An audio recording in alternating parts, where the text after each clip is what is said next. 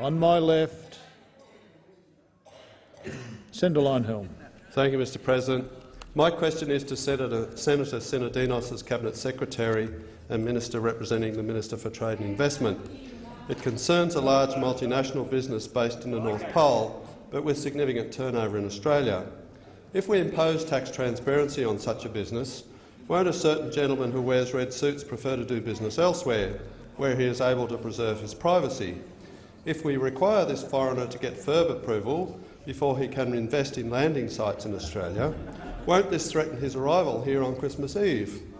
Won't the removal of GST-free status for low-value imports see fewer toys arrive from the North Pole? Order on my left. And won't the tariffs on toys mean children receive gifts of lower value?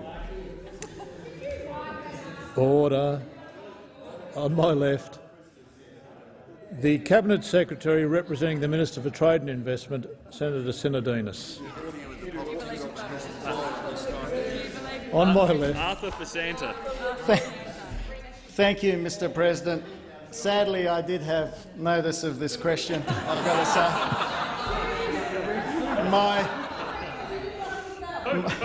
Well, you know, Mr President, this is the great nature of our democracy, and we all love it. And I thank the honourable senator for his question, indeed, because I think that the first point that the honourable senator is seeking to make via his question is that Santa Claus, otherwise known as Father Christmas, is the poster boy for free trade.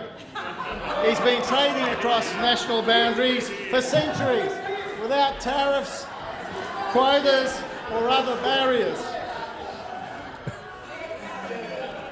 The North Pole has embraced its competitive advantage and is focused on its strengths.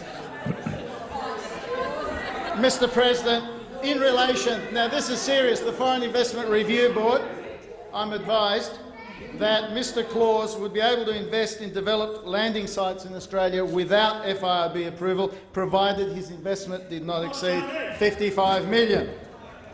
But of course, if he's flying across Sydney, Santa will have to obey the curfew and not make any landings after 11 p.m, unless, as my colleague the Defence Minister would remind me, we get the new airport at Badger East Creek.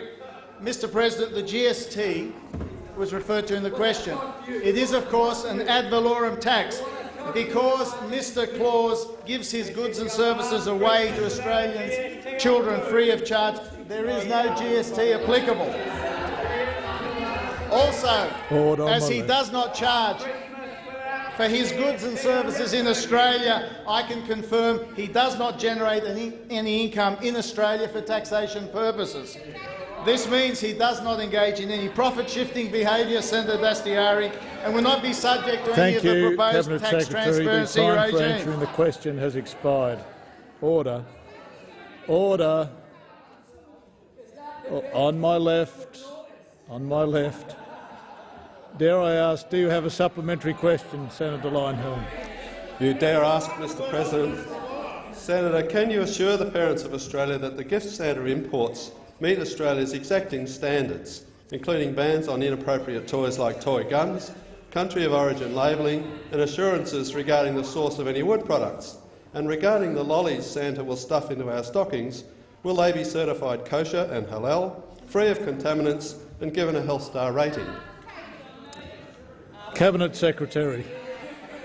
Cabinet Secretary. Mr President, I feel I should deal with it now rather than take it on notice.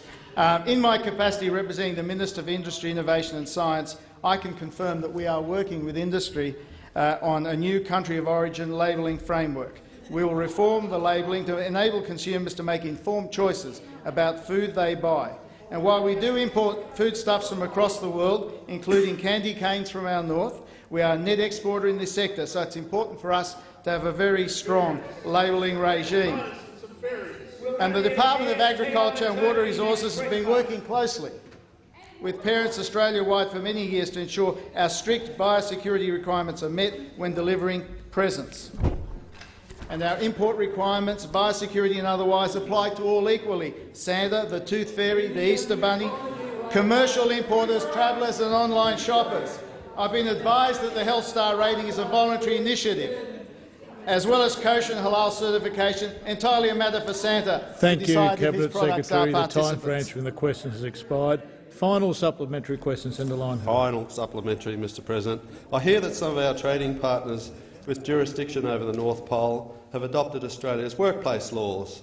All elves now have a right to strike, to flexible work, to the world's highest minimum wages and to penalty rates for weekend work. I also Cameron. hear that, as a result, gift production is way behind schedule and Christmas may have to be cancelled. Can the Secretary please assure Australia's children that this is not the case? Cabinet Secretary. Thank you, Mr President.